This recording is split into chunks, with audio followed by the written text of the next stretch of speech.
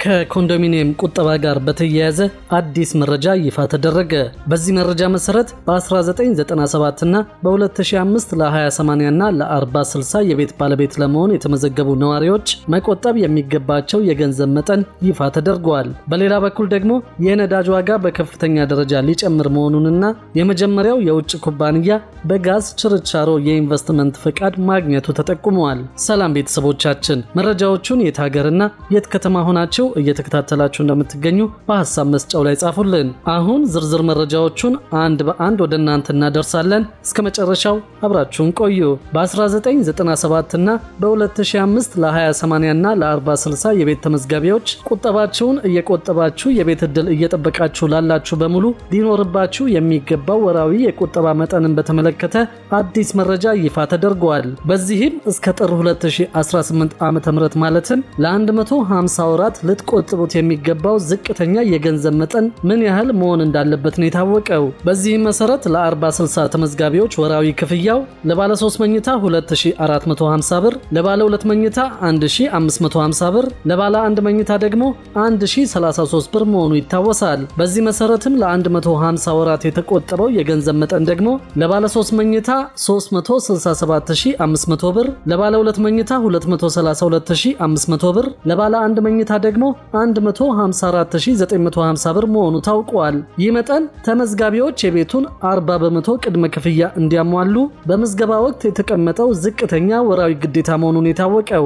ቤቱ ደርሷችሁ ርክክብ በምትፈጽሙበት ወቅት ደግሞ መንግስት በሚያወጣው በወቅታዊ ዋጋ ጭማሪ የሚኖር እንደሚሆን ታውቋል። አሁን ደግሞ የ20/80 ቤቶችን እንመለከታለን። ለምዝገባ የሚያስፈልግ የቁጠባ መጠንን በተመለከተ ለነባር ማለትም ለ20/80 የ1997 ተመዝጋቢዎች ወራዊ ክፍያቸው ለባለ 3 መኝታ 685 ብር፣ ለባለ 2 መኝታ 561 ብር፣ ለባለ 1 መኝታ 274 ብር እንዲሁም ደግሞ ለስቱዲዮ 151 ብር ወራዊ ክፍያ መሆኑ ይታወቃል። በዚህ መሰረት ለ150 ወራት የተቆጠበው የገንዘብ መጠን ደግሞ ለባለ 3 መኝታ 102750 ብር፣ ለባለ 2 መኝታ 84150 ብር፣ ለባለ 1 መኝታ 41100 ብር፣ ለስቱዲዮ ደግሞ 22650 ብር መሆኑ ታውቋል። በአዲስ ማለትም ለ20/80 የ2005 ተመዝጋቢዎች ደግሞ ወራዊ ክፍያው ለባለ 3 መኝታ 489 ብር፣ ለባለ 2 መኝታ 401 ብር፣ ለባለ 1 መኝታ ደግሞ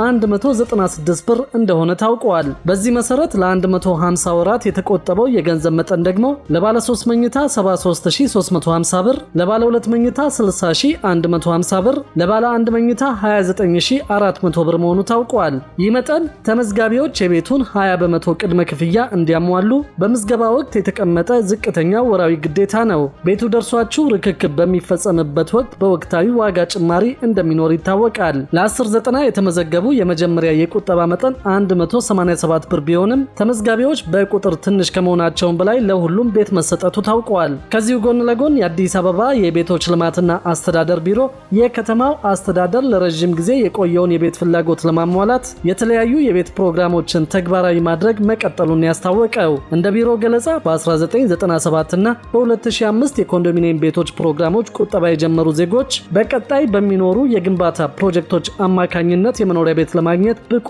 ይሆናሉ ተብሏል። የቢሮ የጽህፈት ቤት ኃላፊ አቶ አብዲሳ አራርሶ እንዳሉት በ1997 እና 2005 የቁጠባ መርሃ ግብሮች የተመዘገቡ ነዋሪዎች በ2014 በወጣው የመጨረሻው የኮንዶሚኒየም ቤቶች 14ኛ ዙር ዕጣ ውስጥ እንዲካተቱ ተደርጓል። በ1997 የተመዘገቡ ቆጣቢዎች በተለይም ለስቱዲዮና ለባለ 3 መኝታ የተመዘገቡት ሁሉም በሚባል ደረጃ ቤት ማግኘታቸውንና ቀሪ ቤቶችን ለ2005 ተመዝጋቢዎች ማስተላለፍ መጀመሩን አሳውቀዋል። የ1997 ቆጣቢዎች በ14ኛው ዙር ሙሉ በሙሉ ቤት አግኝተዋል ማለት ይቻላል ያሉት አቶ አብዲሳ ተገቢ ቁጠባቸውን በሰዓቱ ማጠናቀቅ ያልቻሉት ግን በኋላ ላይ መቆጠብ በመቀጠላቸው አሁን ላይ ብቁ የሚያደርጋቸውን ገንዘብ መቆጠባቸውን ገልጸዋል። ሆኖም በቀጣይ ዕጣ ሲወጣ ለ1997 ቆጣቢዎች ለብቻቸው የተለየ ወይም ልዩ ምደባ እንደማይኖራቸው አስረድተዋል። የቀሩት አብዛኛዎቹ የ1997 ቆጣቢዎች ለባለ 2 መኝታ ቤት የተመዘገቡ መሆናቸውን ጠቁመዋል። በአሁኑ ጊዜ በ5 አማራጮች ቤቶች በመገንባት ላይ በመሆናቸው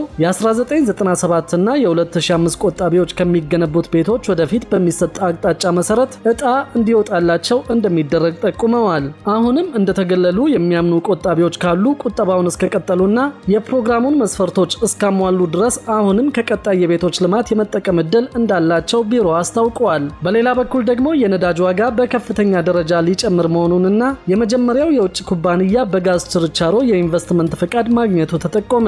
ከዚህ ቀደም ለውጭ ባለሀብቶች ዝግ ተደርገው በነበሩ የኢንቨስትመንት መስኮች መሳተፍ እንዲችሉ በሚፈቅደው መመሪያ መሰረት የመጀመሪያው የውጭ ኩባንያ ከኢትዮጵያውያን ጋር በጋራ በመሆን በጋዝ ችርቻሮ ንግድ እንዲሰማራ የኢንቨስትመንት ፈቃድ ማግኘቱ ተሰምቷል። የኢንቨስትመንት ኮሚሽን በወጪ በገቢ በጅምላና በችርቻሮ ንግድ ስራዎች የውጭ ባለሀብቶች ወደ ሀገር ውስጥ በመግባት እንዲሳተፉ የሚፈቅደውን መመሪያ መሰረት በማድረግ ከኢትዮጵያውያን ጋር በጋራ በመሆን በጋዝ ችርቻሮ ንግድ ለመሰማራት ፈቃድ ማግኘቱን ከኮሚሽኑ የመረጃ ምንጮች መረዳት ተችሏል። ኩባንያው ኢትዮ የተፈጥሮ ጋዝ ግብይትና ስርጭት ወይም ኢትዮ ናቹራል ጋዝ ማርኬቲንግ ኤንድ ዲስትሪቢዩሽን ኃላፊነቱ የተወሰነ የግል ማህበር እንደሚሰኝ ምንጮቹ ገልጸዋል። የኩባንያው ባለቤትነት ከኢትዮጵያውያን ባለሀብቶች ጋር በጋራ የተያዘ መሆኑን በዚህም በጋዝ ችርቻሮ ንግድ ፍቃድ ያገኘ የመጀመሪያው የውጭ ኩባንያ እንደሆነ ምንጮቹ ገልጸዋል። የኩባንያው የአክሲዮን ድርሻ ምን ያህሉ በውጭ ባለሀብቶች ምን ያህሉ ደግሞ በሀገር ውስጥ ባለሀብቶች የተያዘ መሆኑንና የባለሀብቶቹ ማንነትና ሌሎች ዝርዝር መረጃዎችን ከኮሚሽኑ ለማግኘት የተደረገው ጥረት ባይሳካም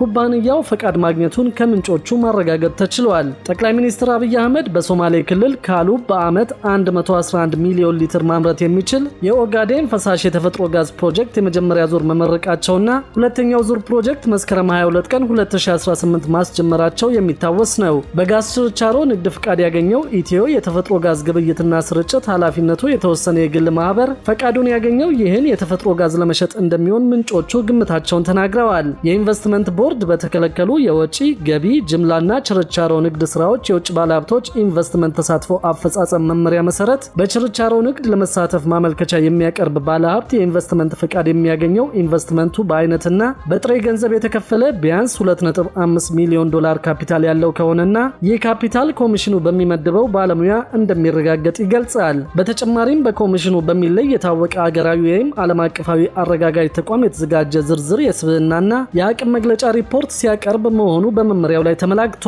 የንግድና ቀጠናዊ ትስስር ሚኒስቴር በመመሪያው መሰረት የሚያከናውነውን የጅምላና የችርቻሮ ንግድን በተመለከተ በገበያ ስርዓት ውስጥ ሊያጋጥሙ የሚችሉ ጸረ ውድድር ተግባራትን ለመቆጣጠርና የሸማቾችን መብት ለማስከበር የሚያስችል አደረጃጀትና አሰራር እንደሚፈጥር መመሪያው ደንግጓል። ኢንቨስትመንት ኮሚሽን የውጭ ባለሀብቶችን ማመልከቻ እንደሚቀበል፣ ተጠባቂ ሁኔታዎችን መሟላታቸውን እንደሚመረምር፣ አግባብነት ያላቸው ሂደቶችን በመከተል የንግድ ምዝገባ እንደሚያከናውን፣ የንግድ ምዝገባ የምስክር ወረቀትና ኢንቨስትመንት ፈቃድ እንደሚሰጥ ተመላክቷል። የንግድና ቀጠናዊ ትስስር ሚኒስቴር የኢንቨስትመንት ፈቃድ ላገኙ የውጭ ባለሀብቶች የንግድ ስራ ፈቃድ እንደሚሰጥና የንግድ ስራ ሂደቶችን እንደሚቆጣጠር በመመሪያው ላይ ተገልጿል።